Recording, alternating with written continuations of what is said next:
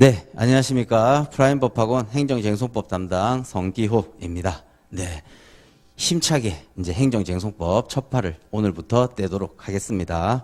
다른 직렬에서는 네, 대규모 강의 인원들이 아주 많은데 또 소수다 보니까 조금은 맥 빠지는 감이 없지 않지만 우리 행정쟁송법만큼은 학원 강의가 아니라 마치 과외식으로 한 명 한 명 눈높이에 맞게 또 잘 강의 진행해 보도록 하겠습니다. 뭐 주말반 행정쟁송법 시작한 분들도 계시고 하는데 제일 많이 듣는 얘기가 그런 거더라고요. 행정이 원래 그런가요? 1강, 2강 듣고도 도저히 이해가 안 되는데요. 뭐 이런 얘기를 많이 하세요. 네, 행정이 원래 어렵습니다. 네, 그렇기 때문에 학원 강의에 또 도움을 받기도 하고, 그런데 어려워서 강의를 들었는데 이해가 안 된다?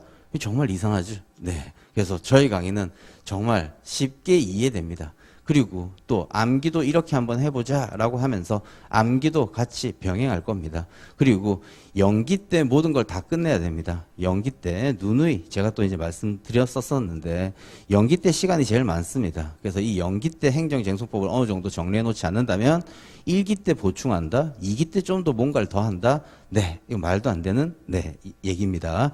그래서 연기 때 한 강 한 강 잘 저를 따라오시고요. 또 한번 또 들어보신다면 한 강 한 강 듣고 행정쟁송법이 이런 거구나 조금씩 자신감이 붙을 겁니다. 그렇지 않는다면 그래 쉬는 시간에도 언제든 저한테 꼭 얘기해야 됩니다. 그죠? 우리 강의 듣는 이유가 뭡니까? 내가 지금 잘 모르는 거를 알고자 하기 때문에 강의를 듣는 거지 않습니까? 근데 아무리 어려운 과목이라도 강의를 들었는데도 이해가 안 된다? 정말 안 되지 않습니까? 그리고 또 특히 제가 이제 2년차 이제 공인노무사 강의하고 있는데 저에게 수업 듣는 분들은 또 조금은 소수지 않습니까? 그러니까 또 한 명 한 명 또 이렇게 개인별 코치가 가능합니다. 그러니까 또 다 각자의 실력 차이는 있긴 하겠지만 그래도 저는 항상 이렇게 어떤 평균적인 수험생을 대상으로 이 정도 수준으로 강의한다라고는 하지만 어떤 친구들은 100% 암기하고 플러스 자기 것을 또 좀 더 공부하는 분도 계실 뿐더러 어떤 분들은 나는 이렇게 쉽게 가르친다고 하는데도 잘 이해가 안 되네 라고 하시는 분들은 반드시 저한테 말씀, 질문 이런 거 해주셔야겠죠. 그래야 실력이 오른다라는 겁니다. 항상 어떤 과목이든 똑같습니다. 어느 정도의 레벨 정도 올라간다면 그 다음은 좀 쉬워요. 그런데 그 레벨에까지 오르기가 참 힘들죠. 그리고 그 레벨에까지 오르기까지 스스로 열심히 해야 되는데 그 힘든 과정에서 중도하차 자꾸 하는 거죠. 그러다 보니까 어떤 특정 과목은 계속 어려워집니다. 그러니까 우리 행정쟁송법만큼은 노무사 시험에 있어서 또 저에게 수업 듣는 분들은 행정쟁송법만큼은 전략 과목 삼아서 행정은 좀 쉬어가는 과목이네. 다른 과목에 좀 더 집중하고 행정은 제가 가르쳐 드린 대로 이렇게 암기하고 이렇게 답안지 써야겠다. 라고 또 이렇게 생각을 하시면 되겠습니다. 그래서 오늘 개강 자료 이제 나갔는데 책은 뭐 오늘 나눠드릴 예정이었는데 뭐 좀 하루 정도 늦는다고 해서 내일 책 받으실 거고요. 근데 책에 있는 앞에 있는 부분이랑 또 맨 뒤에 개강 자료 보면 답안지 있습니다. 그렇다면 먼저 한번 개강 자료 한번 천천히 한번 넘겨보시도록 해보시죠. 자, 행정쟁송법 전체 개간이라고 되어 있는데 한번 쭉 넘겨보시면 1. 공인노무사 행정쟁송법 뭐 요약식으로 한번 얘기해 본다면 그래요.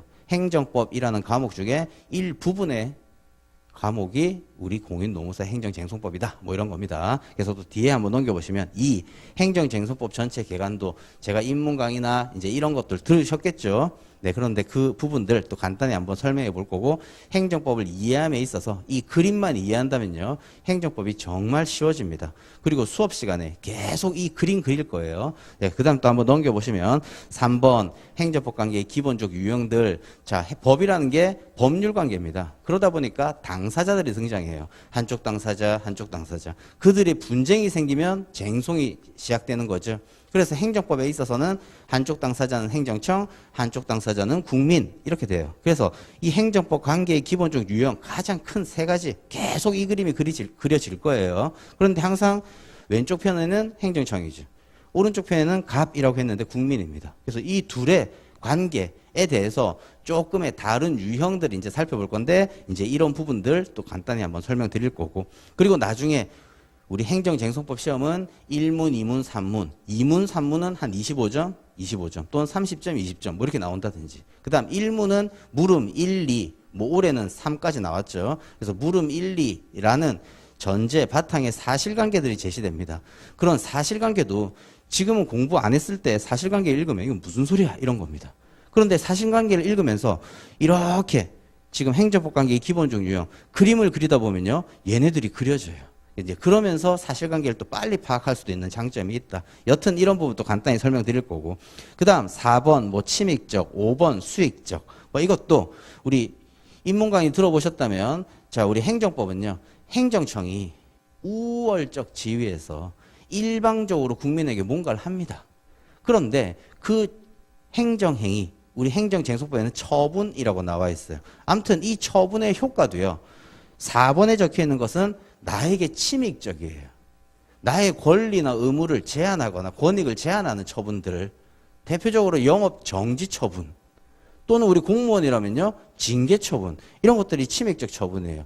즉 침익적 처분과 수익적 처분은 권리 구제나 이런 것들이 좀 달라요. 그래서 이제 이런 것들에 대해서 또 간략히 설명드릴 거예요. 아무튼 4번 침익적 처분에 대한 행정쟁송은 뭐 이렇게 뭐 그려지더라. 차근차근 오늘 또 한번 진행해 보도록 하겠습니다. 그다음 5번 수익적 처분은 나에게 이익이 되는 처분이에요. 뭐 예를 들면 내가 김밥집 하고 싶은데 영업 허가 처분 났다. 나한테 이익이잖아요. 내가 뭔가 회사를 차리려고 한다. 근데 회사 설립허가 났다. 나한테 이익이란 말이에요. 아무튼 이런 수익적 처분들. 그런데 수익적 처분은 언제 나에게 불이익이 되겠어요? 그런 수익적 처분을 안 해주는 거예요. 행정청이. 나는 지금 김밥집 하고 싶은데 왜 영업허가를 안 내주는 거야? 뭐 기타 등등. 이럴 때 어떻게 권리 구제할 것인가? 뭐 이런 거에 대한 그림입니다. 뭐 아무튼 그것도 또 나중에 살펴볼 거고. 그 다음 6번. 이게 이제 우리 주관식 답안의 일정 부분 어떻게 써야 되겠다라는 지도라고 보시면 되겠습니다. 하나하나 또 설명드릴 건데 뭐부터 보려고 지금 이렇게 한번 넘겨보았느냐. 다음 페이지 넘겨보시죠. 실전 문제 예시라고 되어 있습니다. 자, 우리 공인노무사 시험은 100분 시험에 그 다음 페이지에 있는 게 우리 답안지에다가 제가 답안 분량 맞춰서 이렇게 예시 답안을 이렇게 적어 놓았어요. 그런데 2번 실전 문제 예시. 자, 우리 최소한 연기 때는 이 1번, 이 문제 1, 문 2, 문 3, 이 세 문제의 답은요, 적을 수 있게 만들 겁니다. 그리고 이 문제 1, 실전 문제 예시라고 이렇게 제시된 이 문제가 내년도 2022년 공인노무사 시험에 있어서 제일 출제 1순위의 문제들입니다. 네. 그렇다면 아무튼 이렇게 문제가 나왔다 쳐요. 자, 이렇게 문제 1에서는 사실관계가 제시되어 있고 물음 1, 2 뭐 이런 거로 나가더라. 그렇다면 우리는 주관식 시험이에요. 어느 정도 글짓기 능력이 있어야 돼요. 그래서 행정쟁송을 아예 아무것도 모른다 하더라도 일단 글짓기 실력 오늘 조금 또 쌓아보자 이런 거예요. 이렇게 한번 문장을 구성해보자 라는 거 제시해 드릴 거고요. 여튼 문제 1번은 이렇게 사실관계가 제시되어 있고 물음 1, 2 또는 많게는 3까지도 나갈 수 있겠다라는 거고요. 그리고 문제 2, 문제 3 보면요. 자, 준사례형, 맨 뒤에 서술형, 약술형 이렇게 적혀 있는데 보통 요즘에 문제 3, 이 서술형, 약술형의 문제는 좀 잘 안 나와요. 근데 나올 수도 있죠. 아무튼 연기 때 해야 될 부분이 뭐다? 이 문제 3 유형스럽게 나오는 이런 약수령 문제. 어떻게 본다면 행정쟁송의 가장 기본적인 내용이죠. 이 기본적인 내용에 대한 설명 드릴 겁니다. 그리고 연기 때 했었던 이런 기본적인 내용을 조금 짜집기 하면요. 어떤 답안이 되냐? 문제 2번의 준사례형이나 문제 1번의 이런 사례형 이런 문제 답안이 돼요. 일단 지금은 아무것도 지금 배우지 않았는데 과연 그게 될까? 라고 생각되겠지만 잘만 따라와 보시죠. 그리고 오늘 대략적인 그런 방향을 제시해 드리도록 하겠습니다. 그럼 다음 페이지 보시죠. 실제 답안 분량에 맞춘 모범 답안이라고 되어 있어요. 제가 이제 2년차 올해 강의인데 올해는 더 많은 문제들을 풀려고 하고 있어요.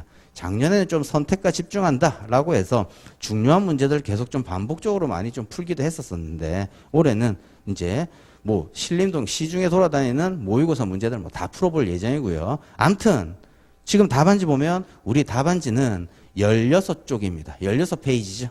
앞뒤로 8장. 쫙 보면 16페이지까지 나가 있어요. 16페이지까지. 그거를 한번 기본적으로 본다면 우리 노무사 시험은 100분 시험이더라.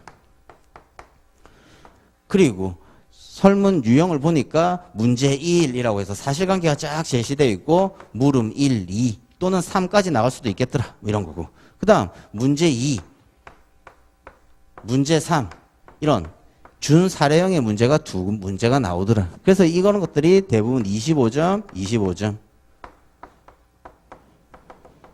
또는 30점, 20점 나올 수도 있고요. 네, 그 다음 물음 1, 2 보통 우리 지금까지 계속 올해 빼고 작년까지 계속 물음 1, 2로 나왔는데 이것도 그냥 한 25점, 25점으로 나눠 본다면요.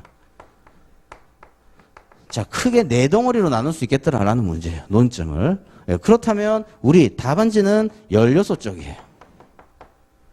그러면 산술적으로 잘 구분해 본다면 4페이지, 4페이지, 4페이지, 4페이지 쓰면 16쪽 딱 되겠죠? 우리 행정쟁송법 시험에 있어서 한 문제당 4페이지. 그럼 이것도 잘 그냥 또 산술적으로 나누어 보면 한 페이지당 몇 점이냐? 6.25점이에요.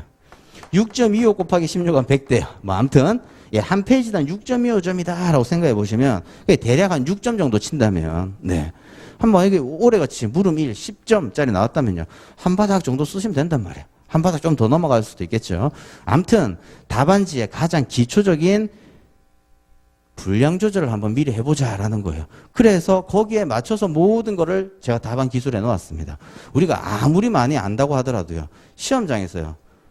한 문제에 국한해서 너무 많은 거 쓴다면 시간 오버될 수 있겠죠. 다른 문제 쓸 시간도 없단 말이에요. 네, 또는 내가 너무 잘한다고 많이 쓰면요. 시간 그만큼 또 가잖아요. 네, 그러니까 적절히 분량 조절을 잘 해야 되고 그렇다면 우리는 행정쟁송법에서 제일 먼저 일단 이해가 돼야 되겠죠. 내가 지금 법학을 공부하는데 이해가 안 되면 어떤 분은 이렇게 질문하시더라고요. 하시더라고요. 이해가 안 되면 바로 암기 넘어가나요? 이렇게 질문하시더라고요. 아니 이해가 안 되는데 암기를 어떻게 해요? 그리고 암기도 거의 책 한 권을 그대로 외워야 되는데 그거 어떻게 외워요? 그리고 또 이렇게 뭘 써라 제시어처럼 나오는 게 아니라 어떤 사실관계를 제시해서 뭔가의 논점을 찾아내야 되는데 이해가 안 되면 아무리 책 한 권을 다 외웠다 하더라도 문제에 적용시키지 못한단 말이에요. 따라서 이해가 어렵긴 하지만 쉽게 갈 것이다. 그리고 또 어떤 이해가 되었다면 암기도 여러분들의 몫이긴 하지만 이렇게 우리 한번 외워보자. 예. 그래서 키워드 형광펜도 칠할 거고 필기도 할 거고 그럴 겁니다. 네. 그 다음에 어느 정도 암기가 되고 답안을 이렇게 써본다면요. 이제 그 다음에는요. 답안 쓰는 요령이 생깁니다. 내가 답안지를 좀 더 이쁘게 이렇게 써야 되겠구나. 라는 요령들이 생기고, A 쪽에 있었던 이 부분과 저기 뒤에 무슨 D 쪽에 있었던 이런 부분의 내용이 거의 비슷하네. 그렇다면 이 서술과 이 서술은 다르게 외울 것이 아니라 똑같이 외운다면 암기 부담 또 줄 수도 있겠다. 뭔가의 답안 쓰는 요령도 생길 거고요. 그래서 이런 것들 제가 다 해드리겠다라는 거예요. 제가 필기할 것도 뭐 몇 페이지에 오른쪽 어디에 필기하라, 뭐 이거 형광펜 칠하라, 뭐 이렇게도 제시해 드릴 건데 여튼 이제 내일 받아보실 기본 행정쟁송법 책 이 한 권으로서 단권화 하겠다라는 거예요. 그래서 나중에 1기, 2기, 3기 가도 이 기본 연기 때 썼던 이 책만 들춰보면 내가 써야 할 것이 그 책에 담겨져 있다라는 겁니다. 네. 그래서 항상 하루하루 정리했을 때 예습은 할 필요 없습니다. 모르는데 읽어봐야 행정쟁송법 어렵다고요. 그러니까 예습 읽어봐야 이해 안 된다고요. 머리만 아픕니다. 그러니까 오늘 강의했다면 오늘 강의한 내용을 복습 잘하고 고개 끄덕여지면 성공이다 이 말이에요. 그렇죠? 네. 다른 분들은 한강 들었는데도 도저히 이해가 안 돼. 행정이 원래 이런 거예요. 자꾸 이렇게 지금 질문하고 있잖아요. 근데 저 수업 듣는 분들은 오늘 한강 듣고 이해되고 내가 뭘 이해해야 되고 내가 뭘 암기해야 되는지 알고 계시다면 이제 자신감이 자꾸 생기는 거죠. 항상 어려워지는 게 뭐예요? 수업을 들어도 이게 이건지 저건지 이해가 안 되고 이해가 안 되다 보니까 아니 나중에 내가 1년 뒤에 시험장 가서 답안지에 뭔가를 적어야 되는데 뭘 적어야 된다는 얘기지? 뭘 암기해야 된다는 얘기지? 뭔가 범위가 한정되지 않죠. 예, 그러니까 우리는 이해할 것, 암기할 것, 그 다음 암기도 암기 부담이 훨씬 줄 수 있게 우리는 제일 중요한 컨닝 페이퍼 법전이 있어요. 그래서 이제 법전 활용법 이런 것도 이제 말씀드릴 거예요. 그리고 법전에서도 필기할 것들이 있는데 기본서 뒤에 보면 법전 이제 필기 잘 유도하도록 제가 이제 이렇게 네, 말씀드릴 건데 법전도 있습니다. 하지만 법전은 항상 또 본인 스스로 한 권은 갖고 계셔야겠죠. 왜? 시험장에서 늘 들춰봐야 되고 어디에 뭐가 있는지 뭘 뺏겨서 목차를 어떤 목차를 달고 법조문을 잘 버무려 쓸지 이런 것도 아무것도 적혀 있지 않은 법전을 보면서 자꾸 머릿속에 유치해내셔야 된단 말이에요. 수업 시간에는 제가 법전에 필기하라 할 때는 책에 붙어 있는 부록 법전에 필기를 하고 그 다음 그것을 연습할 때는 아무것도 적혀 있지 않은 법전으로서 또 자꾸 연습시킬 거란 말이에요. 왜? 필기를 해놓으면 이 조문은 이렇게 해서 쓰라는 거지 알지만 우리 시험장에서 법전은 거기에 뭔가 적혀 있지 않다고요.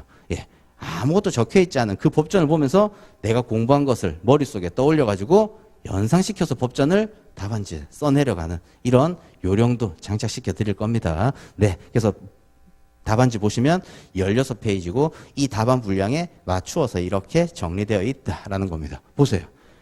물음 제1문이라고 적혀 있고 1페이지 보면 로마자 1에 물음 1 해결해서 페이지만 한번 해보세요. 한 페이지, 두 페이지, 세 페이지, 한 얼추 4페이지 썼네 이거잖 말이에요. 그 다음 또 물음 2, 1, 2, 3, 4 8페이지까지 나가겠죠. 네, 그렇다면 이것만 도식적으로 보더라도 제1문은 한 8페이지까지 쓰면 되겠다라고 보는 거고. 그렇죠? 그 다음 또 제2문이라고 해서 9페이지부터 시작되는 거죠. 9페이지 보면 제2문 꺽쇠 표시해 놓고 그리고 난 다음에 그래요. 또 한 4페이지 정도 정리했다라는 거죠. 그죠? 그리고 또 제3문 이제 이렇게 정리되어 있다라는 거예요. 그래서 일단은 답안지 이렇게 써야겠네. 그리고 또 여기 마치 또 이렇게 개강날 실전 문제 이렇게 제시해 놓았는데 이 부분들 이제 나중에 또 다시 살펴볼 거예요. 이 해당 부분들 진도 나가면서. 그런데 이 100점짜리의 문제는 우리가 16쪽 이거 어떻게 암기해서 쓰지? 이해도 해야 된다고 했고 암기도 해야 된다고 했고 답안 쓰는 요령도 장착해야 된다고 했는데 이 16페이지는 어떻게 내가 암기해서 쓰지? 연기 때 최소한 이 문제만큼은 쓰게 만들어 드리겠다라는 거죠. 네. 그러니까 오늘은 보면 뭘 써져 있는 거야? 목차가 왜 이렇게 구성되어 있는 거야? 어떻게 이 16쪽을 써? 라고 생각될지 모르겠지만 나중에 이제 한 2주차 정도 지나면 이 답안 한 페이지가 이렇게 수월하게 이 한 페이지를 쓸 수 있다는 얘기야? 라는 생각이 들 겁니다. 그래서 그렇게 일단 진행할 거고요. 이제 맨 뒤에 보면 뭐 쪽지 시험 이렇게 되어 있는데 이거는 우리 너무 간단한 쪽지 시험이고 우리 이제 매일 거의 수업 시간에 배웠던 내용들 꼭 써야 될 문장들 써보세요. 기타 등등 쪽지 시험을 통해서 전 시간에 했었던 이런 부분들 복습하면서 나갈 예정입니다. 그래서 수업 시간 이제 내일부터 오늘부터라도 저번에 또 이제 간단히 말씀을 드리긴 했는데 필기할 필기구 하나랑 그다음 또 형광펜 이 정도 하시고 또 행정쟁송법에 아주 사실관계 복잡한 게 많을 수 있으니까 연습장 정도 하나 옆에 준비해 두시면 이제 수업하는데 크게 어렵진 않겠다라는 겁니다. 그렇다면 한번 본론으로 잠깐 나가고 또 행정법에 대한 내용 소개를 한번 해보도록 하겠습니다. 페이지는 6페이지를 한번 딱 펴놔보시죠. 행정쟁송법 전체 개관도 제일 앞에. 자, 우리 공인노무사 시험은 행정쟁송법입니다. 제가 설명회 때도 그랬고 행정쟁송이 어렵다고 심소 이런 얘기했어요. 행정쟁송법은 행정심판 플러스 행정소송이에요. 그렇다면 어떤 분이 이렇게 얘기합니다. 모든 법학이든 항상 제일 처음에는 그 학문의 소개가 돼 있어요. 행정법이 뭐냐? 이렇게 묻습니다. 행정법이 뭐냐? 행정법이란 이게 행정법이에요. 그림을 그려보면 한쪽 당사자인 행정청이 한쪽 당사자인 국민에게 뭔가의 행정작용을 하는데 행정작용을 하게 되는데 그 행정작용 중에서도 제일 대표적인 게 이제 우리 행정행위라고 해요. 이렇게 행정청이 어떤 행정행위를 하는데 행정청이 국민의 어떤 의견을 듣고 하는 게 아니라 행정청이 우월적 지위에서 일방적으로 행하더라 이 말이에요. 그래서 그림을 항상 화살표는 이렇게 그려져 있어요. 화살표 이렇게 그려졌다고요. 행정청이 지 맘대로 한다고요. 네. 그런데 행정법이란 야 행정청이 우월적 지위에서 일방적으로 이렇게 지 맘대로 하니까 간혹 국민의 권익이 침해될 수 있겠더라. 따라서 여러 많은 행정 관련 법률에서 국민의 권익을 침해하지 않게 적절히 행정행위를 하도록 규율해 놓은 법, 이게 행정법이에요. 그리고 만약 이러한 적절하게 규율해 놓은 법을 위반해서 국민의 권익이 침해되었다면요, 이러한 국민의 권익을 구제해 주는 법, 이게 행정법의 의의예요. 그래서 항상 두꺼운 교과서들 보면 행정법이란 행정청이 행하는 국민의 권익을 보호하기 위해서 행정청이 행하는 행정작용을 적절히 규율하고, 그리고 만약 행정청의 행위로 인해서 국민의 권익이 침해되었을 때 국민의 권익을 구제해 주는 법, 이게 행정법이에요. 이게 행정법의 의의라고요. 그래서 그렇다면 이 국민의 권익을 어떻게 구제해 줄 것인가? 우리 그림으로 나타내 본다면 사선, 직선. 늘 사선, 직선으로 이렇게 나타내 보자 이 말이에요. 공식입니다. 늘 제가 예를 들면 수업 시간에 필기를 이렇게 한다고요. 그럼 뭐 했다고요? 행정청이 어떤 행정작용을 했고, 뭐 예를 들면 영업정지 1월 처분 이렇게 치죠. 영업정지 1월 처분이 났고 이렇게 그림을 그렸다고요. 그럼 뭐예요? 행정청이 일방적으로 영업정지 1월 처분을 했어. 갑에게 뭐 미성년자한테 술을 팔았네 어쩌네 뭐 이래가지고, 근데 갑은 미성년자한테 술 판 적 없대. 그래서 이렇게 했어. 이거 뭐 했다고요? 행정심판 청구했구나 라고 생각하면 되겠죠. 이 영업정지 처분을 뭐 취소해 주세요 뭐 이런 걸로 행정심판 청구했다. 왜 이런 거. 네. 그래서 방금 행정법에는 뭐라고 했냐? 자, 행정청이 우월적 지위에서 일방적으로 예를 들면 영업정지 1월 처분을 내린다고 치죠. 그렇다면 국민의 권익을 침해하지 않기 위해서 뭐라고 적혀 있냐? 갑이 어떤 법 위반 사실을 했을 때 그때 영업정지를 내려라 하면서 쭉 법에 적혀 있고, 또는 이 처분을 함에 있어서 이러이러한 절차를 거쳐라 뭐 이런 것들이 적혀 있는데, 만약 행정청이 그렇지 않음에도 불구하고 했다면요, 이런 처분을 국민의 권익을 구제해줘야겠죠. 이런 것들 통틀어서 전부 행정법으로 하는 거예요. 네. 그런데 우리는 뭐만 배운다? 이 구제법이라고 하는 이 구제만 배운다 이 말이에요. 그래서 행정법은 앞에서도 설명되어 있지만 행정법이라는 거 없다고요. 우리 법전 아무리 찾아봐도. 네. 그리고 올해 초에 좀 행정기본법이라고 할 수 있는 행정기본법이 제정돼 있어요. 그런데 우리 시험과는 좀 별반 문제 없어요. 그냥 일반론적인 행정은 이렇게 해야 된다라는 행정의 법 원칙들이 이렇게 뭐 규정돼 있으니까 뭐 크게 우리는 이미 존재했던 행정심판법, 행정소송법 이것만 또 잘 알면 된다고요. 그런데 행정법이 뭐냐? 법이 무수히 많으니까 우리나라의 법들이 대부분 보면 한 6,000개의 법령들이 있는데 그 6,000개의 법령 중에 한 5,000개가 행정법령들입니다. 네, 대부분 다 우리 행정을 규율하는. 그런데 행정법이 뭐냐? 이런 것들이라고요. 자, 이런 행정청, 이런 우월적 지위에서 일방적으로 행하는 행정청들이 해야 될 일들 또는 행정 조직을 어떻게 구성해야 되는지 이걸 뭐라고 한다? 이게 행정조직법이라고요. 행정조직법. 뭐 예를 들면 서울시는 이렇게 구성하고 뭐 각 구청들은 이렇게 몇 개가 있고 뭐 기타 등등 그들이 또 해야 될 권한이 뭐고 이런 것들이 행정조직법. 네. 그리고 그런 조직이 갖춰졌다면 그들이 할 수 있는 이런 작용들 이게 행정작용법이라고 얘기하는 거예요. 행정작용법.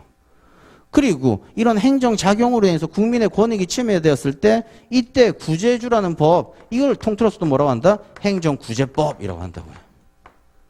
그래서 행정법은 크게 이렇게 나뉘어져 있다고요. 행정법은. 그래서 행정법은 늘 우리 얘기했잖아요. 조작구라고. 변화구가 아닌 조작구. 행정법이라는 것은 행정조직법, 행정작용법, 행정구제법 이렇게 크게 나뉠 수 있겠더라. 그런데 우리가 배우는 것은 행정구제법이더라. 행정조직에 대해서 몰라도 돼요. 나중에 피고적격 우리가 배운 그런 부분에서 간단히 알기만 하면 되겠고, 그 다음 행정작용법도 세부적으로 이런 게 있고 이런 게 있고 이런 게 있다라고 설명되어 있지만 우리는 몰라도 된다고요.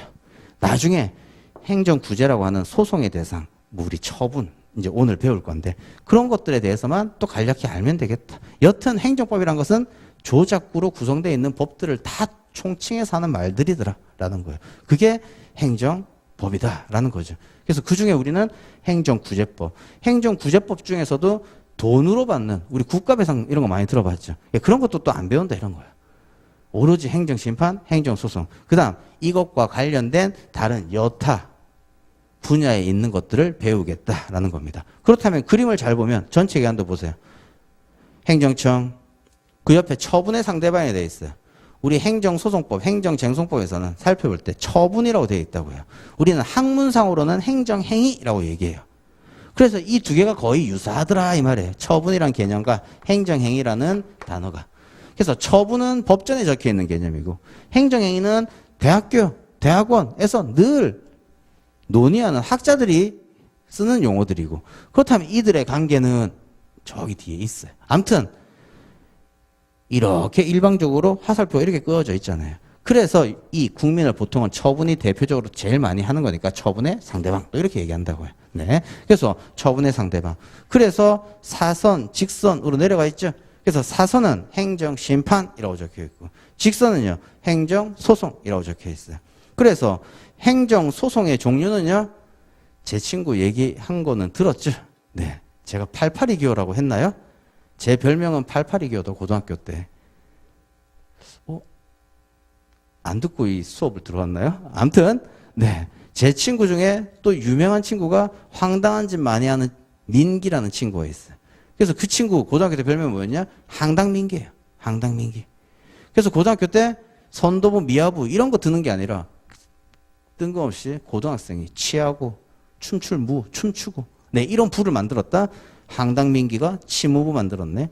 즉 행정소송이 아주 중요한데 직선으로 내려오는 이런 행정소송의 종류가 뭐가 있냐? 항당민기 이 네 가지가 있다고요. 두 문자로 항당민기 외웠다면 항은 항고소송이 있고요. 당은 당사자소송, 민은 민중소송, 기는 기관소송.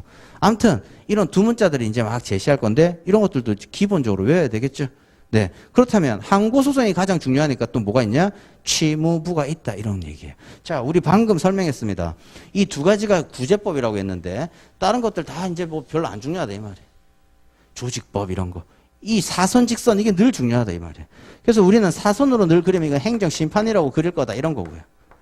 그 다음 직선으로 내려오는 것은 행정소송이더라 이거예요. 그런데 이런 행정소송의 종류가 뭐가 있냐? 이게 항당민기가 있더라 이 말이에요. 행정소송은 항고소송, 당사의 소송, 민중소송, 기관소송이 있더라. 그런데 이게 가장 중요하다 이 말이에요. 항고소송. 그러니까 이 항고소송의 종류가 뭐가 있냐? 취무부가 있더라 이 말이에요. 취무부가. 그래서 이런 취소소송은 언제 제기하지? 무효동 확인소송은 언제 제기하지? 부작위 위법 확인소송은 언제 제기하지? 이런 것들 또 설명드릴 거다 이 말이죠. 네. 일단 가장 기본적인 내용 이런 것들 뭐 얘기했죠. 그런데 행정심판의 종류는 뭐가 있지? 얘는 취무의가 있어요. 세 가지. 취무의, 취소심판, 무효동 확인심판, 의무이행심판 뭐 이제 이런 것들이 있는데 자 이거는 또 차근차근 얘기하기로 하고 수업에 요령들 말씀드리려고 해요. 예를 들면 사실관계를 쭉 읽었는데 제가 만약에 이렇게 필기했다고요. 무슨 심판 청구했다고요? 취소 심판 청구했다 이 말이죠. 네. 제가 이렇게 그렸다고요. 취소소송 제기했다 이 말이죠. 그죠? 네. 이제 그림에 대한 이해만 있으면 빨리빨리 사실관계가 그려진다고요. 그러면 요 정도만 해놓고 우리 사실관계를 한번 읽어보죠. 저기 뒤에 아까 실전 문제 예시라고 한번 들어가 보죠. 실전 문제 예시. 실전 문제 예시 2번에 1페이지 이거 한번 보시죠. 자, 읽어만 보겠습니다. 우리 행정법 아직까지 행정쟁송법 1도 안 배웠어요. 이런 거에 조금 익숙해지자 정도 첫 시간에 얘기해 놓고 이제 본론적으로 이제 들어가 보도록 하겠습니다. 자, 읽어보세요. A광역시 B구청장은 자, 이런 사람들이 뭐냐? 행정청이에요. 그래서 A광역시 B구청장 밑줄 쳐보세요. 행 써놓으세요. 행 써놓으세요. 우리가 그림 그리면 이거예요. 예. A광역시 B구청장. 이 사람이 2020년 3월 3일, 이제 그 다음은 그냥 읽어만 보겠습니다. 2020년 3월 3일 관내 개발제한구역 내에 소재한 간선도로변에 주유소 1개소를 추가로 설치할 수 있도록 관계 법령에 따라 B구 개발제한구역 내에 주유소 배치계획 변경 고시를 공고하였고 같은 날 이거에 대해서 뭐 모집 공고를 하였다. 예를 들면 이거예요. 우리 동네에 주유소 한 개 더 지을 거야 라고요. 주유소 한 개 더 지을 거야.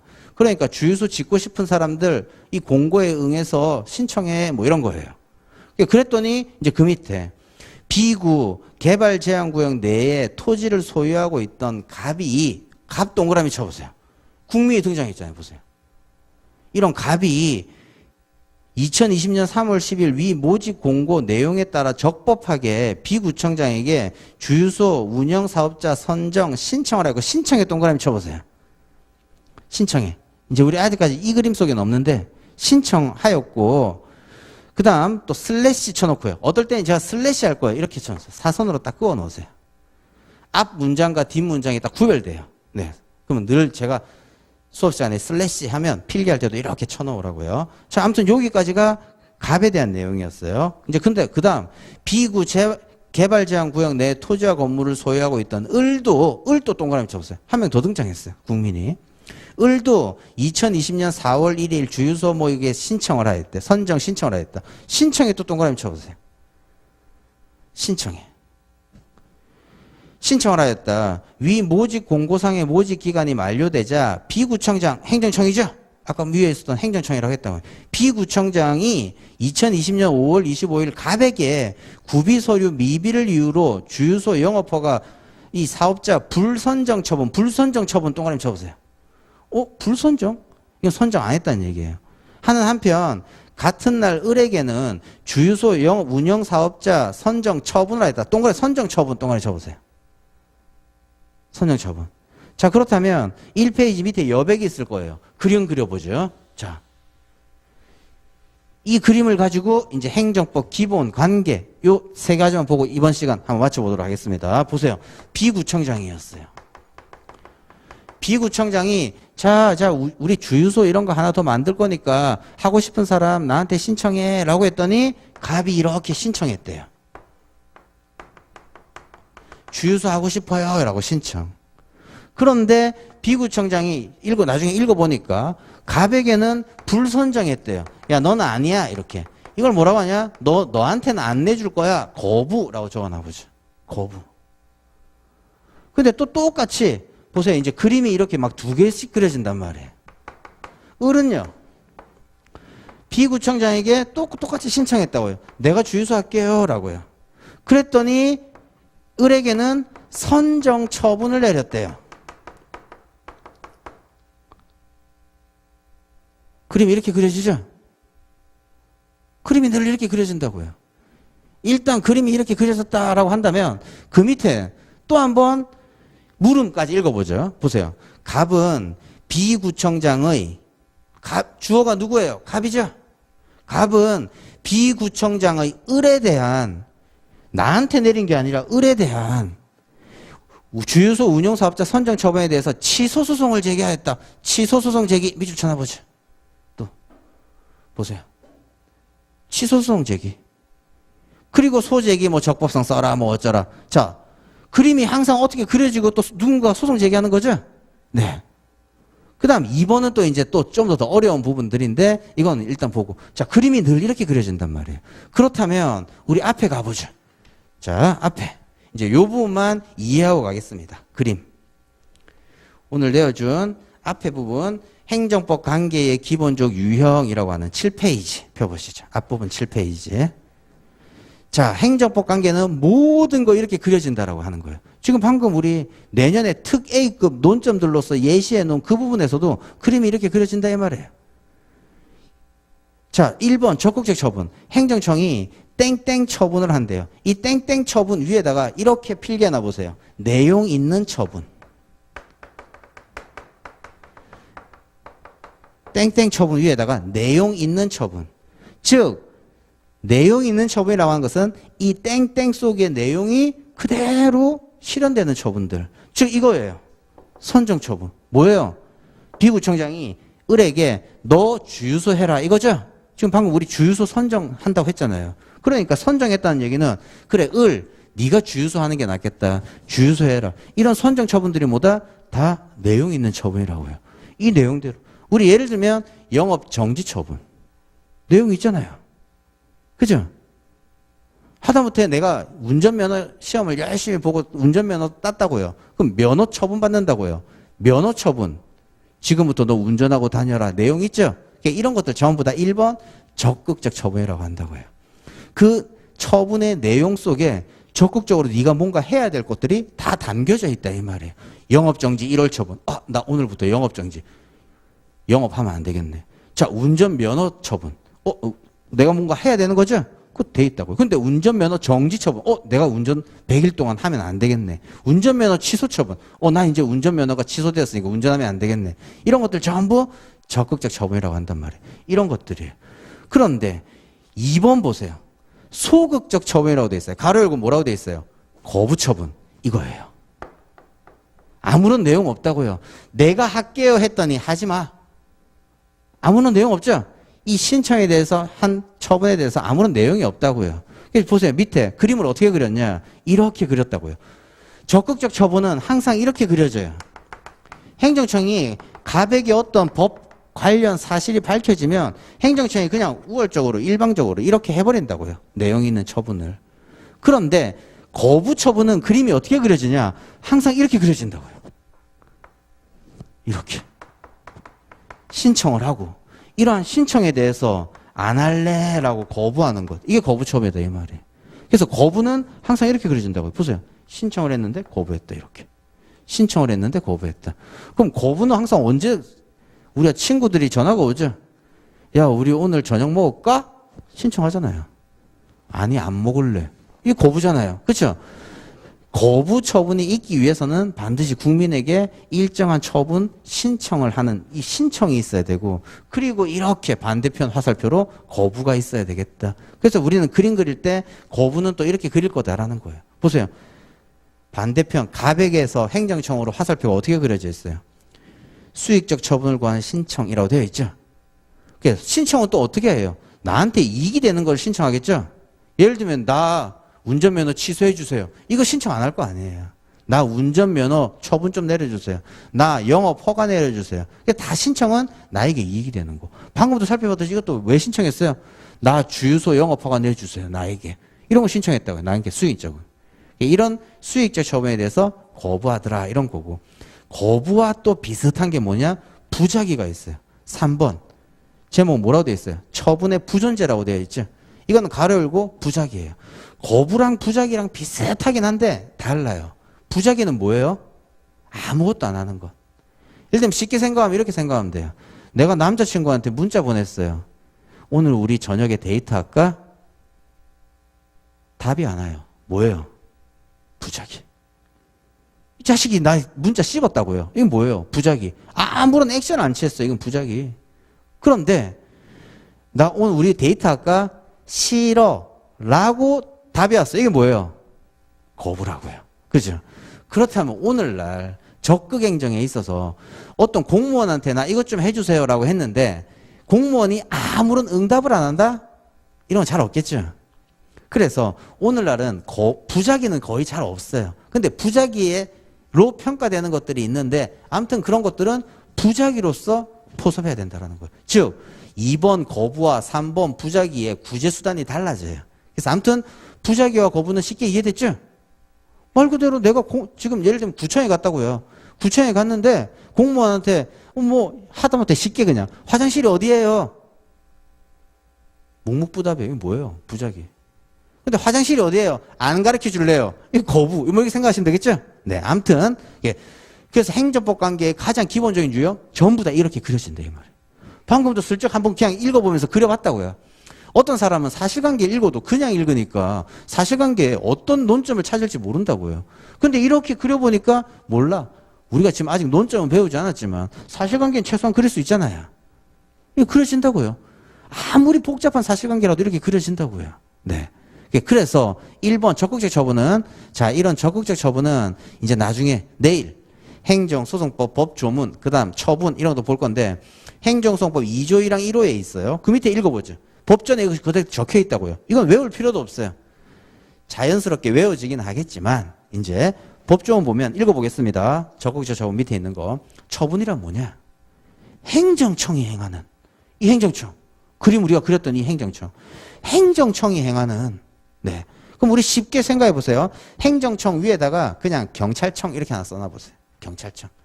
뭐 시도 경찰청인데 그냥 경찰청 써놓고. 자, 행정청이 행하는 구체적 사실에 관한 구체적 사실 위에다가 이렇게 하나 써보세요. 음주운전. 행정청이 행하는, 아무튼 경찰청장들이 행하는 구체적 사실. 갑이 음주운전했네? 아무튼 음주운전에 관한 법 집행으로서의 법 집행 위에다가 이렇게 써놓죠. 도교법 이렇게.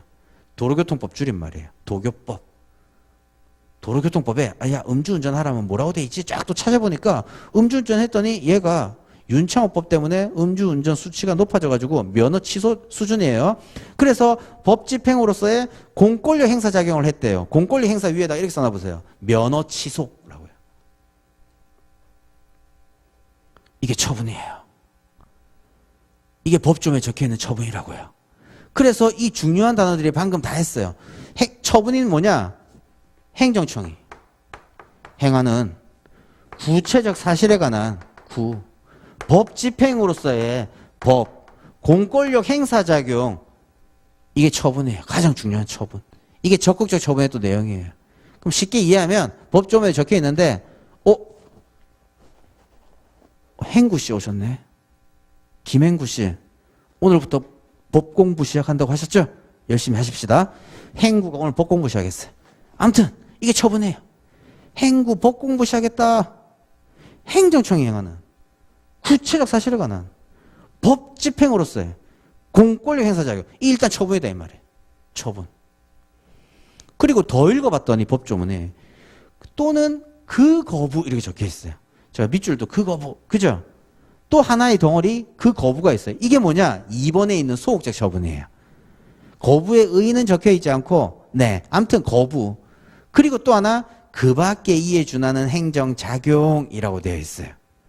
즉 법전에 적혀있는 처분의 개념에서는 1번 적극적 처분. 이게 뭐냐? 쉽게 얘기하면 행구 법공부 시작했다. 요거 하나. 그 다음 두 번째 2번에 속하는 소극적 처분이라고 적혀있는 이 처분, 그 거부. 그 다음 이것과 비슷한 그 밖에 이에 준하는 행정작용들. 이게 처분이더라 이런 거예요. 이게 행정청이 우월적 지어서 일방적으로 다 하더라고요. 그리고 가로 열고 법조문에 적혀있다 이 말이에요. 행정심판법에서도 이렇게 정의해서 적혀있고, 그다음 행정소송법에 적혀있더라 이런 거고. 일단 그 다음 특히 이런 적극적 처분은 가로 열고 행정행위라고 되어 있죠. 방금도 얘기했어요. 처분은 행정심판법에 적혀있는, 행정소송법에 적혀있는, 즉 법조문에 적혀있는 단어라고 했고, 가로 속에 있는 행정행위는요, 학자들이 처분이라고 얘기하는 이런 것들을 분리우는 강학상 개념이다. 이제 교과서 읽으면 이런 단어들 많이 나올 거예요. 학문에서 분리우는 개념이다. 아무튼 지금 우리 수험생 입장에서는 두 개 그냥 똑같은 단어라 생각하시면 돼요. 나중에 좀 다른데 아무튼 처분이란 단어와 행정행위란 단어가 똑같다라고 생각하시면 돼요. 아무튼 이것들은 그 법적 효과에 따라 밑줄만 쳐보시죠. 수익적 처분. 나에게 이익이 되는 처분들. 그죠? 네. 대표적으로 또 밑에 한번 적어보세요. 여러분들 합격 결정 나죠? 하다못해 영업 허가 처분 나죠? 이런 것들 다 수익적이잖아요. 생각해보면 다 그런 거예요. 이게 수익적 처분. 네. 그 다음 치맥적 처분은요, 나에게 불리한 것들이죠. 예를 들면 내가 지금 너 더 이상 이제 시험 보지 마. 뭐 자격 정지 처분 이런 거 난다면요, 다 불리하죠. 예, 그러니까 아무튼 그런 치맥적 처분. 그런데 중요한 건 그 뒤에 거예요. 복효적 처분. 이것도 밑줄 쳐보시죠. 자, 효과에 따라서 크게 또 처분은 이렇게 세 가지로 나눌 수 있어요. 나에게 이익이 되는 것, 나에게 불이익한 것, 그 다음 나에게 복효적 처분이라는 것은요, 복수의 효과를 가져오는 처분. 복수의 효과를 갖고 오는 처분. 이 복효적 처분이 중요합니다. 복효적 처분, 우리 행정법이 왜 어렵냐? 용어들이 어려워서 그래요. 용어들이. 처음 듣는 막 용어들이 나오는데 이 용어들을 이해 못해서 그래요. 그래서 복효적 처분이란 것이 뭐냐? 말 그대로 복수의 효과를 갖고 오는 처분. 그렇다면 이 밑에다가는 간단하게 이렇게 필기만 해놔보죠. 1인에게 수익, 침익, 동시. 1인에게 수익, 침익적 효과가 동시에 일어나는 행정행위가 있고요. 네. 그 다음 또 하나가 복효적은 두 가지로 나눌 수 있는데 1인에게는 수익적, 제3자에게는 침익적. 요런 것도 한 개의 행정행위가 복수의 효과를 갖게 나죠. 이런 것들 다 복효적 행정행위라고 해요. 일단 그렇게만 필기해 놓으세요.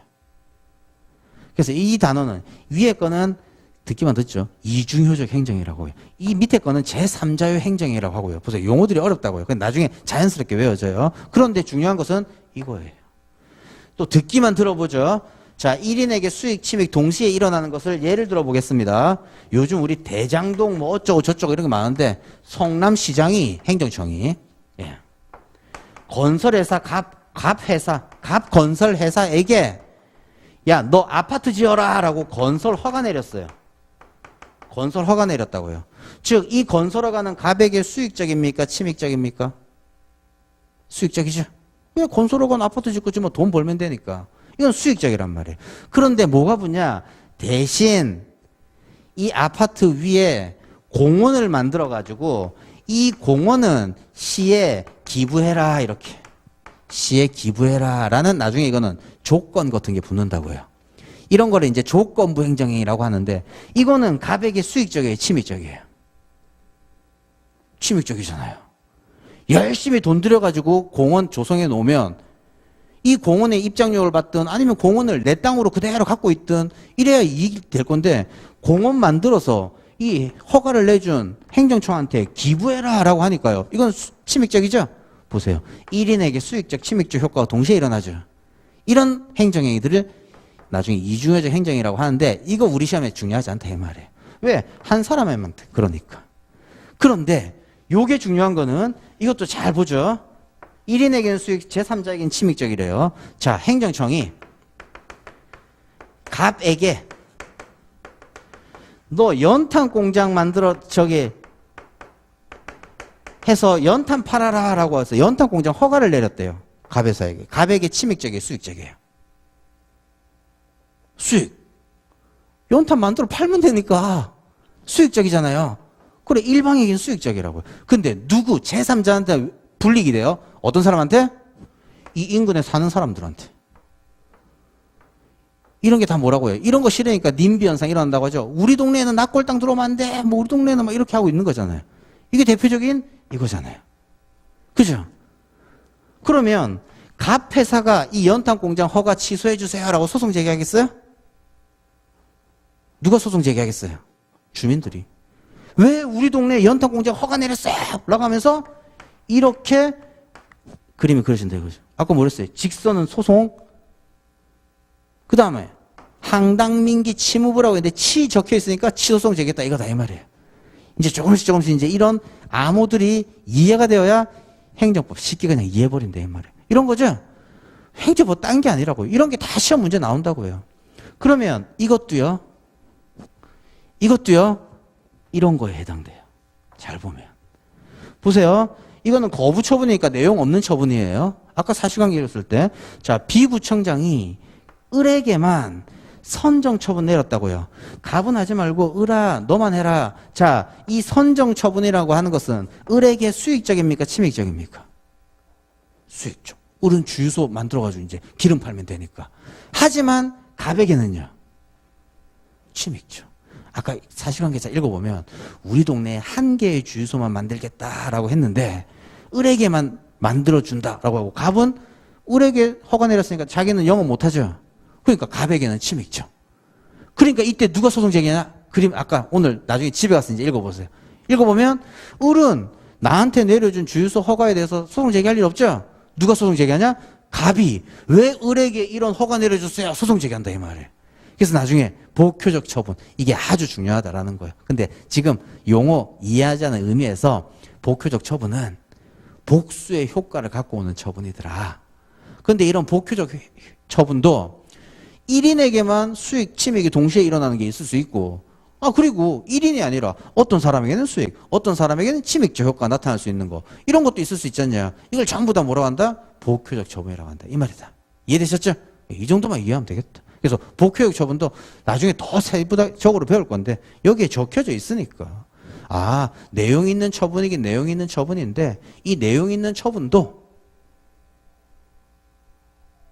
효과가 수익적이냐, 이익이 되는 거냐, 효과가 불이익이냐, 침익적이냐, 아니면 이런 효과가 동시에 일어나냐, 이런 것들이다라는 거죠. 그러면 또 쉽게 복효적 행정행위를 한번 더 생각해 본다면 복효적 처분을 보세요. 김밥집을 하고 계십니다. 우리 아까 행구 복공부 시작하는 우리 행구 어머님이 김밥집 하고 계시다고요. 아무튼 김밥집을 하고 계신데 새로이 행정청이 이 김밥 왕국상으로 허가 내려줬어요.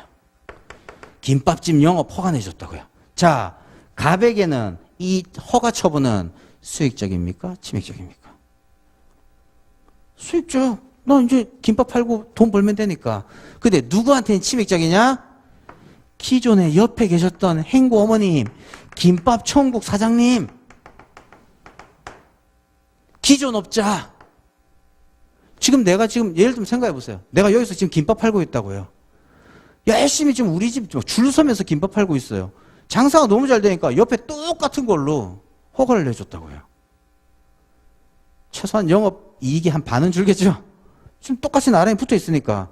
자, 요런 처분을 뭐라고 한다? 이게 복효적 처분이다 한다고요. 어떤 특정한 사안에 있어서는 이 허가는 갑에게는 수익적이죠. 하지만 기존 업자에게는 침익적이죠. 그럼 만약에 소송 제기하면 누가 제기하겠어요? 이 사람이 제기하겠죠. 어떻게? 이 처분 취소해달라고. 법에 거리 제한 규정이 있는데 같은 동종 영업은 몇 미터 뛰어서 허가 내려라 뭐 하는데 이런 거에 법 위반해서 이런 허가를 내려줬습니다. 이거 취소해주세요. 이런 거 하겠죠? 아무튼 이런 거 복효적 처분이다. 또 생각하시고 이해만 하시면 되겠죠? 일단은 나중에 책에 다 적혀있고 이런 것들이 다 시험에 나온다 이 말이에요. 그래서 아무튼 여기서는 수익적 처분, 침익적 처분이라는 단어는 쉬운데 복효적 처분? 일단 머릿속으로 복수의 효과를 갖고 오는 처분들. 근데 1인에게 복수의 효과를 갖고 오는 처분은 그닥 중요하지 않다 이 말이에요. 근데 어떤 사람에게는 수익적이고 어떤 사람에게는 침익적이고 이런 게 중요하다 이 말이죠. 아무튼 그런 걸 다 포함하는 단어가 복효적 처분, 복효적 행정행위 이렇게 얘기한다 이 말이에요. 그럼 적극적 처분에 대한 내용 대충 이해되셨습니까? 그래요. 이런 것들이 실제 사회생활에서 많이 일어난다 이 말이죠. 근데 두 번째 소극적 처분. 아까 법 조문에 적혀 있었던 그 거부라고 했단 말이에요. 그렇다면 거부는 항상 이런 거예요. 예를 들면 제가 학원을 그냥 혼자 따로 차리고 싶다고요.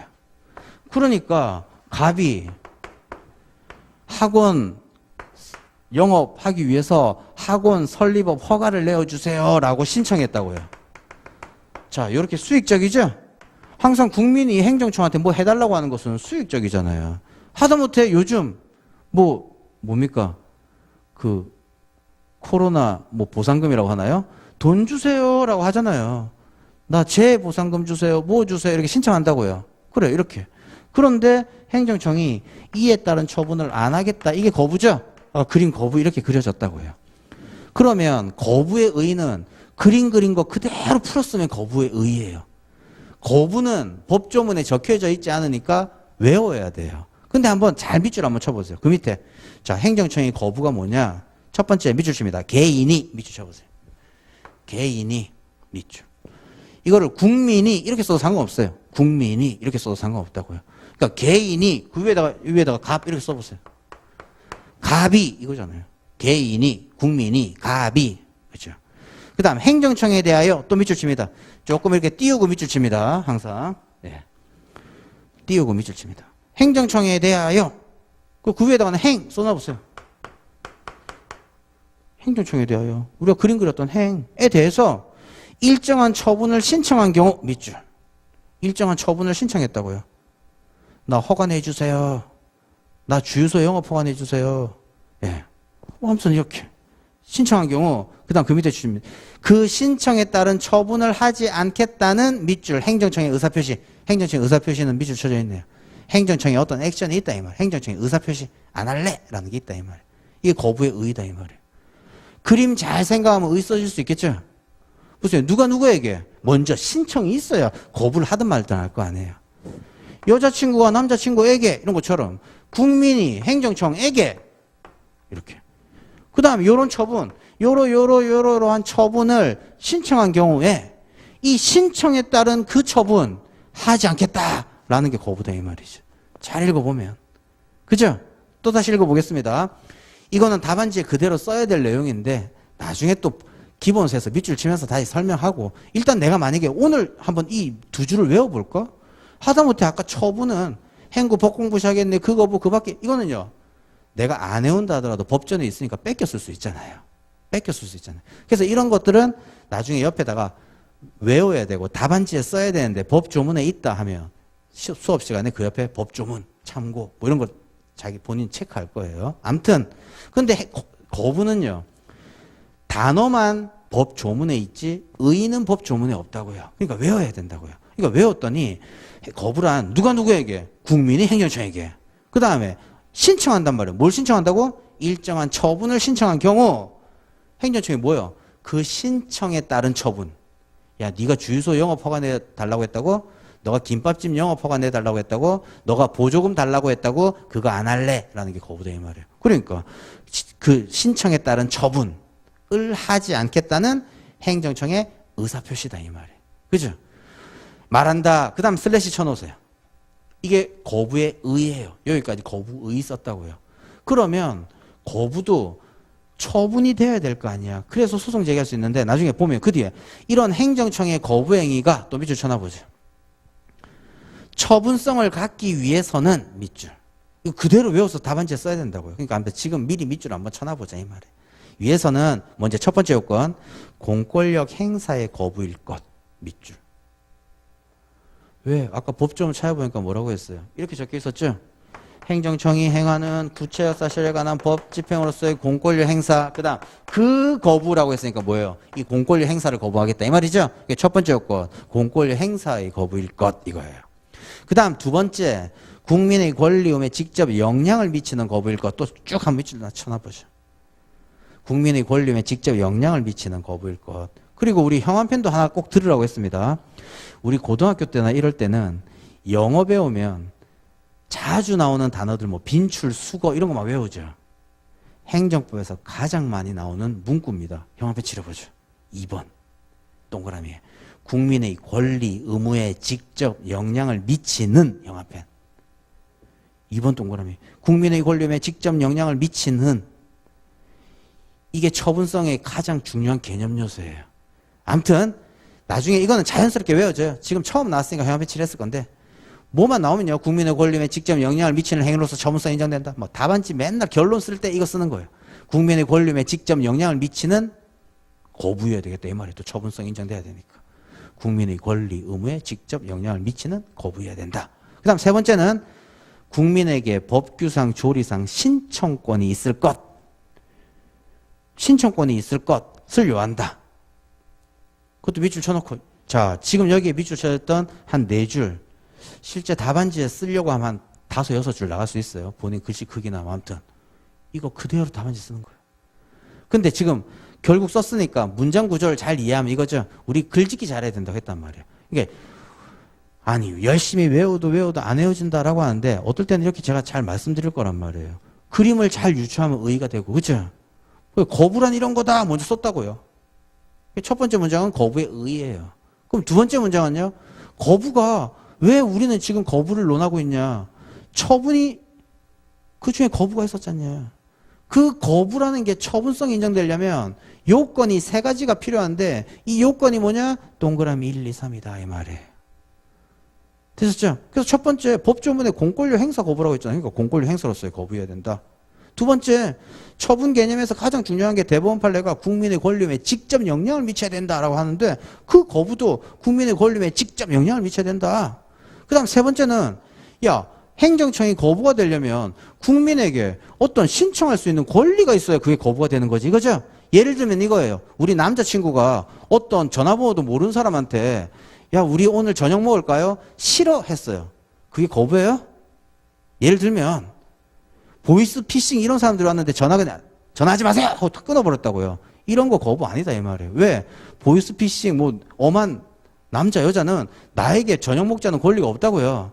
하지만 여친은 남친은 야 우리 밥 먹을까? 권리 있잖아요.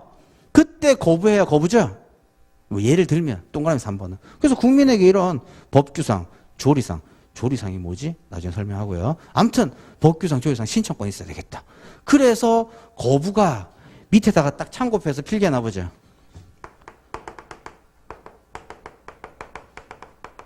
처분성, 인정, 대기, 위한, 요건. 행정청의 거부가 처분성이 인정되기 위해서는 고무신이 아니라 공영신이에요. 세 가지. 공영신.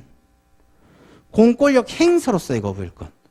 국민에게 어떤 권리움에 직접 영향을 미치는 거부해야 되고. 그 다음 세 번째, 신청권이 있어야겠다 이 말이에요. 고무신 아닌 공영신. 고무신 아닌 공영신. 네. 되셨죠? 자, 그러면 단답형으로 물으면 뭐예요? 거부, 처분성 인정되는 요건은 공영신. 그럼 공이 뭐냐? 공권력 행사 거부. 영이 뭐냐? 국민의 권리 직접 영향을 미치는 거부. 이것도 외워야 되죠, 지금은? 행정쟁송법 지금 지금 공부하는데 외워야 될 거 아니에요. 국민에게 법규상 조율상 신청권이 있을 거야. 근데 이런 것들은 내년도 특A급의 문제니까 나중에는 자연스럽게 외워져요.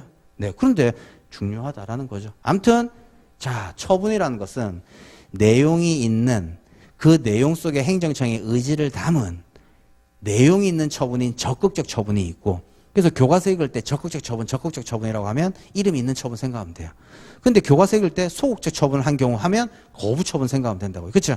그럼 2번 소극적 처분은 거부 처분인데 이 거부 처분은 거부란 이런 거고 거부가 처분성 인정되기 위해서는 공영신 있어야 된다. 적혀 있는 게 4줄 적혀 있는 거잖아요. 그죠? 그래. 그리고 이거는 법전에 적혀 있지 않는 거니까 대법원 판례나 학계에서 얘기하는 거니까 이 4줄은 외워야겠다라는 거죠. 그래서 아무튼 이런 게 거부다라는 거예요. 그럼 세 번째 부작위 가보겠습니다. 부작위도요. 부작위의 의의는 또 법 조문에 있어요. 그런데 부작위는 항상 어떻게 그려지냐? 이렇게 그려져요. 자, 갑이 이렇게 신청합니다. 나 이런 처분 좀 내려주세요. 행정청한테. 그런데 거부는 왜 그림을 이렇게 그렸냐? 처분이라고 했잖아요. 우리 항상 처분은 이렇게 그렸죠.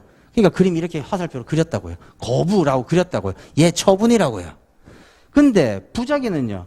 이것조차 일정한 의사표시도 없었다 이 말이에요. 그래서 부작위는 항상 어떻게 필기할 거냐? 이렇게 필기할 거예요. 왜? 이게 없었다고요. 처분이 없었다고요. 즉 예를 들면 갑이 나 김밥집 영업 허가할 거예요. 이 영업 허가 내려주세요. 수익적 처분 신청한 거죠? 그럼 예를 들면 거부는 뭐예요? 아니요. 당신 하지 마. 허가 안 내줄 거야. 집에 가세요. 이렇게 했다면 거부죠. 근데 영업 허가 신청을 내려줬어요. 일주일이 지나고 2주일 지나고 3주일이 지나도 행정청한테 아무런 답변이 없는 거예요. 이게 뭐라고요? 부작위라고요. 어떠한 처분이 없었죠. 예를 들면 1번에 적극적으로 영업 허가 처분을 내려준 것도 아니고 2번에 소극적으로 안 할래 라고 거부한 것도 아니고 한 것도 아니고 안 한 것도 아니고 이게 부작위다 이 말이에요. 그렇죠? 그래서 그림이 어떻게 그려져 있어요? 이렇게 이러한 처분을 안 했다라고 해서 그냥 X라고 적혀 있다 이 말이에요. 그러니까 우리는 이런 그림도 안 그릴 거다 이 말이에요. 부작위는 뭐예요? 처분이 없다 이 말이에요. 요 처분이 없다 이 말이에요. 그죠? 항상 부작위는 또 이렇게 그려진다고요. 그러니까 법조문의 의의가 어떻게 되어 있냐? 밑에 보세요. 행정청한테 그 위에다 행 또 써놓고 행정청이 당사자 신청에 대해서 당사자 위에다 갑 적어놓고 갑 신청에 대하여 상당한 기간 내에 일정한 처분을 하여야 될 법률상 의무가 있음에도 불구하고 이런 영업허가 처분을 내려줘야 됨에도 불구하고 법에는 2주의 일 내에 영업허가 해라 이렇게 적혀 있음에도 불구하고 일을 하지 아니하는 것 이게 부작위다 이 말이에요. 이거는 가로 속에 또 조문이 있는 것처럼 법조문에 있더라 이 말이에요. 그죠? 그 다음 그 밑에 슬래시 쳐놓으세요. 세 번째 줄 부작위가 성립하기 위해서는 앞에다 슬래시. 자 이거 부작위에 또 의의를 적었다 이 말이에요. 아까 거부의 의의는 없으니까 우리 외우라고 했지만 부작위는요 법조문에 있다 이 말이에요. 그래서 행정청에 이런 부작위가 성립하기 위해서는 또 이제 그 뒤에는 법조문을 풀어서 요건스럽게 쓴 거예요. 그래서 이 밑에도 이렇게 쓰죠. 거부는 처분성이 인정되기 위한 요건인데 부작위는요. 그 밑에다 이렇게 씁니다. 부작위 성립 요건이다. 이렇게 써요. 법 조문에 적혀 있는 부작위가 성립하기 위해서는 어떤 요건이 필요하지? 라는 것. 그리고 이것도 그냥 또 두 문자로 바로 써보면요. 신이 나에게 뭔가를 줬다. 신의 기부예요. 신의 기부. 신의 기부. 작년에 어떤 노무사 강의 들었던 분이 저한테 이렇게 얘기했어요. 아니 주말에 신의 한 수 영화 봤는데 갑자기 부작위 두 문자가 생각나더라고요. 신의 기부. 뭐 아무튼 신의 기부. 동그라미 쳐보겠습니다. 자, 부작위가 성립하기 위하여는 여기서 밑줄 쳐야겠죠. 이제 또 그대로 이제 써야 되니까. 동그라미 1번. 국민에게 법규상 조리상 신청권이 있을 것. 신 동그라미. 아까 거부의 세 번째 요건하고 똑같은 거예요. 공영 신의 신과 신의 기부의 신이 똑같아요. 그러니까 그림이 늘 이렇게 그려졌다고요. 신청, 거부도 신청. 근데 거부는 단지 세 번째 요건에 이렇게 적은 거고, 이거는 부작위는 신청부터 먼저 적은 거고. 아무튼 신. 그 다음 두 번째는 행정청이 일정한 처분을 하여야 될 법률상 의무가 있을 것. 의 동그라미. 법조문 풀어서 이렇게 다 써놓은 거예요. 그 다음 세 번째, 상당한 기간이 경과해야 되겠다. 기 동그라미. 기간 경과. 오늘 허가내주세요 했는데 오늘 안 했다고 부작위 아니다 이 말이에요. 이해되셨죠? 예를 들면 행정청한테 오늘 영업허가 신청서 이렇게 냈다고요. 근데 왜 하루 지났는데 왜 영업허가 안 내줘? 하루 지났다고 부작위 아니다 이 말이죠. 상당한 어느 정도의 기간이 지나야 되고, 그 다음 네 번째, 처분이 없어야겠다라는 처분의 부존재. 부 동그라미. 이것도 답안지에 그대로 적어야 되고, 나중에 이제 답안지 이제 교과서를 보면요. 신에 대해서 한 페이지 요건 정리되어 있고, 의에 대해서 얘네들이 막 목차로 등장한다 이 말이에요. 목차로. 네, 그래서 간략한 사례에는 요거만 적고 케이스 보섭이지만 부작위에 대한 또 서술형의 문제는 이것들이 목차가 되어가지고 이것들에 대해서 세부적으로 또 적어야 될 문제. 그러니까 어떻게 본다면 가장 또 기본적인 중요한 내용이죠. 지금 한 페이지에 7페이지에 있는 이 내용이. 그래서 행정법 그 어떤 그림을 그린다 하더라도 이걸로 다 그려진다 이 말이에요. 이해되셨죠? 그래서 우리 행정법 관계나 법 관계라는 것은 한쪽 당사자와 한쪽 당사자의 관계인데 행정법 관계는 항상 한쪽 당사자는 행정청이 등장한다 이 말이에요. 행정청이 등장하지 않으면 그거는 행정법이 아니에요. 한쪽 당사자는 행정청, 그리고 한쪽 당사자는 늘 국민이 등장하더라 이 말이에요. 근데 이들의 관계의 모습이 뭐가 있냐라고 했더니 일방적으로 야 너 뭐 이거 해 라는 거. 하다못해 여러분이 지금 코로나 걸렸어요. 행정청이 바로 여러분들한테 적극적 처분 내립니다. 뭐 처분 내려요? 자가 격리 처분 내리죠? 너 2주 동안 집에서 나오지 마! 이런 거. 이게 1번 유형이잖아요. 적극적 처분. 그죠? 그 다음 두 번째는요. 내가 뭔가를 원하는데 행정청이 안 해준다고 의사표시 안 내리는 거. 이게 거부. 그 다음 세 번째는 아무것도 안 하는 것. 부작위. 이렇게 세 개로 크게 나뉜다. 이 구조를 알아야 이제 어려운 각각의 소송의 유형들을 이제 알 수 있습니다. 그래서 이렇게 한번 행정법이란 이런 거다라는 정도 설명 드렸고, 이 부분의 처음부터 잘 모르니까 내가 이걸 배우면서 행정법을 도대체 왜 공부하는 거지? 자꾸 이런 생각 든단 말이에요. 그죠? 그렇다면 우리 저기 뒤에 있는 또 사실관계 또 한번 읽어보죠. 실전 유형. 이제 2번만 보고 2번 시간 또 맞춰보겠습니다. 쉬어보겠습니다. 예, 실전 문제 예시 문제 2번이 있습니다. 그 뒤에 실전 문제 예시 문제 2번. 자, 이것도 잘 한번 살펴보죠. 2번 읽어보죠. 갑은 숙박시설을 경영하기 위하여 건축법 등 관계 법령이 정하는 요건을 구비해서 관할 A씨 시장 을에게, 자, 갑 동그라미 첫 번째 줄, 두 번째 줄 을에게 을 동그라미. 자, 위에 그림 그려보세요. 어떻게 그림 그려져요? 행정청이 누구예요? 을. 국민은 누구예요? 갑. 이거죠? 그래. 항상 그림 그릴 때 행정청은 왼쪽 편에 그려라 이 말이에요. 왼쪽 편에 그려라. 그래서 그림 또 그려보니까 어쩌고 저쩌고 설명은 돼 있지만 갑은 뭐 어쩌고 저쩌고 해서 A씨 시장에게 건축 허가를 신청하였다. 신청의 동그라미.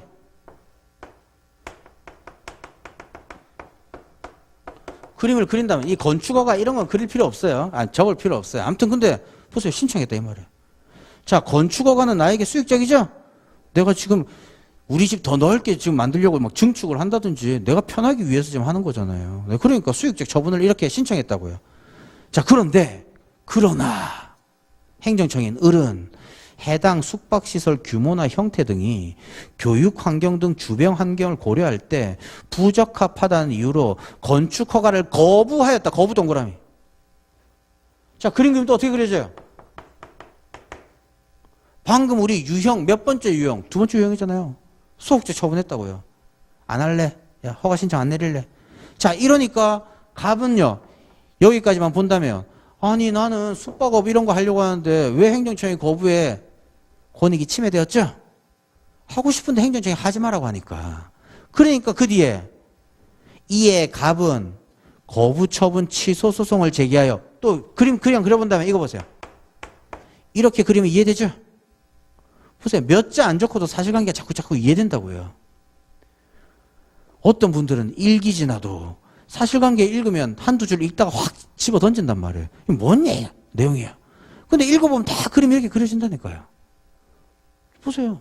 신청했는데 거부해버렸어. 열받으니까 아까 구제수단이 뭐라고 했어요? 사선, 직선인데 여기에 단어가 만약에 거부처분 취소 심판을 청구했다면요. 그림이 이렇게 그려지죠? 근데 소송 제기했다니까 직선으로 그렸다 이 말이에요. 직선으로. 그리고 이제 그 다음에는 더 나아가는 이제 문제입니다. 나중에 살펴봐야 되는데 이제 소송이 제기됐다고요. 자 보세요. 취소 소송을 제기했고 그 다음에 인용 판결을 받았다. 예, 인용 판결에 동그라미 하나 쳐보죠. 인용이라는 것은 이제 다음 시간에 설명할 건데 이겼다 이 말이에요. 아무튼 판결 받았고 판결이 확정되었다. 즉 여기서는 을 항소 포기로 동 판결은 확정되었다. 이게 뭐예요? 행정청이 소송에서 졌다 이 말이에요. 근데 이제 소송이 복잡한 이런 당사자의 문제는 나중에 얘기하기로 하고요. 즉 방금 이렇게 항상 그리면 이렇게 그림 그려진다 이 말이에요. 사례가 나오면. 이해되셨죠? 네, 그래서 이번 시간 얘기했던 거 우리 행정법이 어렵긴 하다라는 거예요. 하지만 어떤 분은 1강 들어도 이해 안 된다 이 말이에요. 한강 들을 때 이해해서 나가야지 이 어려운 행정법을 쉽게 정복하지. 아무리 행정법 어렵다고 오늘은 어려우니까 이해 안 됐고 1기 때 보충하고 2기 때 계속 반복하면 공부가 되겠지? 안 되잖아요. 그렇죠? 우리는 연기 때 모든 걸 다 끝내야 된다 이 말이에요. 자, 그렇다면 오늘은 행정법이라는 것은 또 요약하면 행정조직을 이렇게 구성하는 행정청이 있어야 되고 행정조직법이라고 하는데 아무튼 이런 행정청이 어떤 행정작용을 할 건데 국민의 권익을 보호해주기 위해서 행정작용을 적절히 해라. 이게 행정법이다 이 말이에요. 그리고 또 만약에 적절히 규율하지 못해서 국민의 권익을 침해했다면 이 국민의 권익을 구제해주는 법 이게 행정법이다 이 말이죠. 네. 그런데 우리는 구제법만 배운다 이 말이에요. 그래서 행정법이라는 것은 행정조직법 조, 행정작용법 작, 그 다음 행정구제법 구, 조작구다 이 말이에요. 근데 그 중에 행정구제를 배우고 그 다음 행정법 관계의 가장 기본적인 유형들이 뭐가 있냐라고 했더니 크게 세 가지로 나눌 수 있더라 이 말이에요. 적극적 처분, 내용 있는 처분. 그 다음 내가 뭔가 원했는데 거부하는 거부 처분. 그 다음 세 번째 행정청이 아무것도 안 하는 부작위. 이런 것들이 있더라 이거죠. 네. 그리고 또 첫 번째 시간에 언급했던 게 우리 공인노무사 시험은 100분 시험이고 그 다음 16페이지인데 이 16페이지를 잘 배분해서 답안지 적어야겠다. 그럼 예를 들면 우리 나중에 이제 1기부터 25점짜리 이렇게 문제를 낼 건데 25점짜리 문제를 내놓고 해설지가요. 답안지의 분량에 맞지도 않으면 나보고 분량 조절하라는 거야? 이거죠? 그러니까 저는 늘 모의고사 답안 내줄 때 그 배점에 맞게 분량 조절해서 내줄 거다라는 거죠. 또 그만큼 또 외워야 될 거고 그래서 예시를 들어서 그 뒤에 답안지 배분을 잘했다. 그래서 그냥 25점 정도라면 4페이지에 써야겠다라는 대략적인 감만 또 잡아놓자 이런 겁니다. 되셨죠? 그래서 이번 시간 앞에 부분들 간략히 설명드렸고 이제 2교시 때는 본격적으로 제일 처음부터 이제 자료들 하나하나 해가면서 행정법 더 어려운 소송까지 또 쉽게 한번 이해해 보도록 하겠습니다.